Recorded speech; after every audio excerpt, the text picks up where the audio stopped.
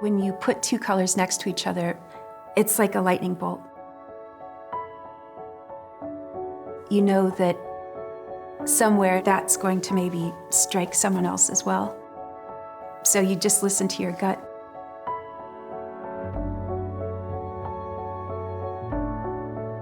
I had grown up with my parents who essentially traveled the US looking for old Americana. It's kind of neat to sift through the rubble. Learning the colors and the textures, understanding what gets saved. The early genesis of creative ideas came from going into old speakeasies and hanging out with farmers with stories, and then listening to old jukeboxes with 78s that really told the story of Appalachia or these other American places. In large part, it was understanding that there's a lot of truth in the fringe.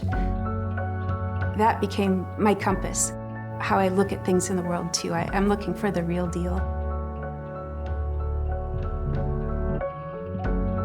When I make these paintings, I feel like it's an alchemy, and I'm trying to speak to people.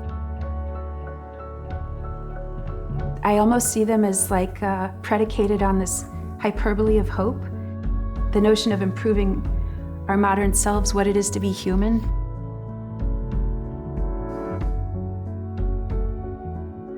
It's always kind of a fever, but you get your muscles warmed up and then you just kind of go do battle with these paintings, even if they're to represent something a lot more peaceful or amiable. And sometimes I'm in here and it feels like you're just an animal and you're pacing this cage and you're mad at the painting sometimes, you're in love with it. It's like this relationship that you're trying to resolve and balance and kind of give it stasis. And there's been times where I'll start a painting and I'll decide that I can't stop looking at it. If I make a break between me and that work, it could create a disconnect. And I've carted it home and I'll lay it by my bed or just keep it in my presence. And it could take a week, it could take a month. Sometimes you'll pull something off the stacks and it's 3 years later. Somewhere the fever breaks and then you're just in the blind and you're painting and you're making it and you know you're chasing it. And you quit thinking about such technical things and you're just moving.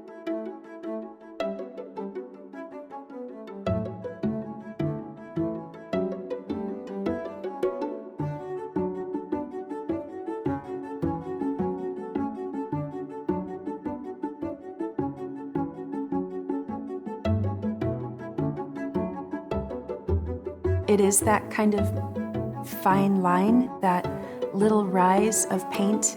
It's like the hang time of a note in jazz. It's the invisible moment. It's that moment where you're just hanging in space, you're waiting for the next beat. You're all together with that musician and you go with it. And a good painting will take you on that ride.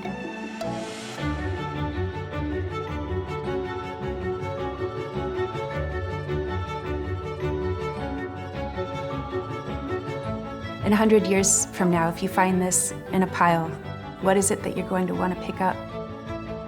That would hold up over decades? That, to me, would be the end goal. And you'll probably feel like you can almost know the story and maybe the temperature of a specific time, just to have a glimpse of the fever.